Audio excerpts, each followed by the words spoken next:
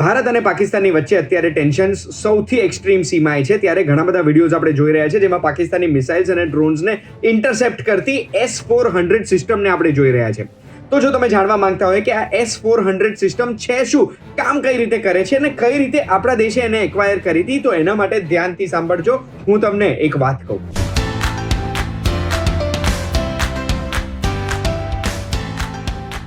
એક વાત કહું, આપનું સ્વાગત છે. મારું નામ છે કુંજ ઠક્કર. પાકિસ્તાન અત્યારે ફફડી ઉઠ્યું છે કારણ કે એટલા બધા વિડીયોઝ વાયરલ થઈ રહ્યા છે જેમાં દેખાઈ રહ્યું છે કે પાકિસ્તાનના મિસાઇલ, પાકિસ્તાનના ડ્રોન્સ જે ભારત તરફ આવી રહ્યા છે એ બધાને આપણી ડિફેન્સ સિસ્ટમ ઇન્ટરસેપ્ટ કરી રહી છે. જેવા વિડીયોઝ આપણે ઇઝરાયલના આયર્ન ડોમના જોયા હતા, એવા જ વિડીયોઝ આજે આપણે ભારતમાં પણ જોઈ રહ્યા છે. અને એ જ જે S-400 અને આકાશ સિસ્ટમ કામ કરી રહી છે ને, એના વિશેનો આજનો વિડીયો છે. વિડીયોમાં આગળ વધવું એ પહેલાં કહેવા માંગુ છું કે અત્યારે માહોલ સેન્સિટિવ છે. કોઈ પણ ફેક ન્યૂઝ, કોઈ પણ અનઓથેન્ટિકેટેડ ન્યૂઝ માનતા પહેલા 100 વખત વિચારજો અને અફવાઓ ફેલાવતા પહેલા 100 વખત વિચારજો. S-400 સિસ્ટમની વાત કરીએ પહેલા આકાશ સિસ્ટમની વાત કરું છું. આકાશ એ short range air defence system છે જે ગ્રાઉન્ડથી એરમાં કોઈ પણ ટાર્ગેટ હોય, કે એરક્રાફ્ટ હોય, મિસાઇલ હોય, કે બેલિસ્ટિક મિસાઇલ હોય, કે ડ્રોન હોય, એને ઓળખે છે કે ક્યાં જઈ રહ્યું છે અને એને ઇન્ટરસેપ્ટ કરે છે. જે આપણા દેશમાં DRDOએ ડેવલપ કરેલું છે.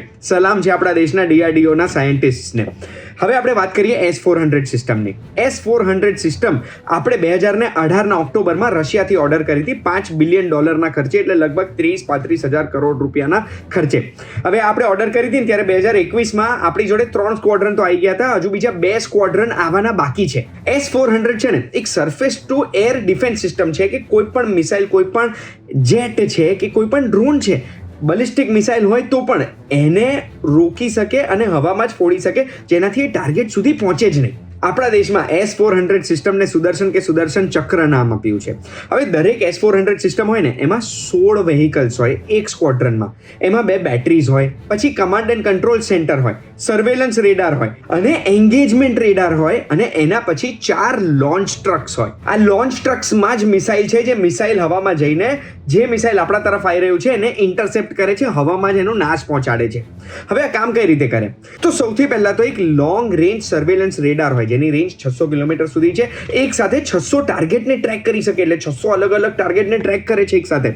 એને અગર લાગે છે કે આ થ્રેટ હોઈ શકે છે તો પછી એ ટાર્ગેટને આઈડેન્ટિફાઈ કરે છે અને એની ઇન્ફોર્મેશન કમાન્ડ સેન્ટર સુધી પહોંચાડે છે. કમાન્ડ સેન્ટર એની ટ્રેજેક્ટરી કેલ્ક્યુલેટ કરે છે અને પછી લોન્ચ સિસ્ટમમાં આગળ ફોરવર્ડ કરે છે, અને એના પછી લોન્ચ સિસ્ટમ એક મિસાઇલ છોડે છે અને હવામાં જ એને ઇન્ટરસેપ્ટ કરે છે. ભારતે રશિયા પાસે 5 સ્ક્વોડ્રન ઓર્ડર કર્યા હતા, જેમાંથી 3 ડિલિવર થયા છે, 2 હજુ બાકી છે, અને આ 3 જ ભારી પડી રહ્યા છે પાકિસ્તાનને. અત્યારે એમ તો ઘણી બધી ન્યૂઝ આવી રહી છે, પણ સેન્સિટિવ ઇન્ફોર્મેશન આપણે રિવીલ નથી કરતા. એટલે જેટલી હું વેરીફાઈ કરી શક્યો છું, જેટલી આપણે રિવીલ કરી શકીએ છીએ, એમાં એવી છે કે જમ્મુમાં બ્લેકઆઉટ ઓર્ડર કર્યું હતું ગઈકાલે રાતના. શ્રીનગર એરપોર્ટને એર ડિફેન્સના ઝોનમાં કેપ્ચર કરેલું છે. એટલું જ નહીં, ભારતીય ડિફેન્સ અલર્ટ ઉપર છે. હવે આમાં આપણા સપોર્ટમાં બલોચિસ્તાન આવી રહ્યું છે, કારણ કે રિસન્ટ ન્યૂઝ એવા હતા કે બલોચિસ્તાનમાં એક બ્લાસ્ટ થયો છે, જે બ્લાસ્ટમાં પાકિસ્તાની આ સૈન્યના ઘણા બધા ઓફિસર્સ પણ જાન ગુમાઈ છે. એના સિવાય એવો એક ઇન્ટરવ્યૂ વાયરલ થયો હતો પાકિસ્તાનના ડિફેન્સ મિનિસ્ટરનો, કે એ લોકો ક્લેમ કરી રહ્યા હતા કે ભારતના 5 જેટ્સ એ લોકોએ શૂટ ડાઉન કર્યા હતા.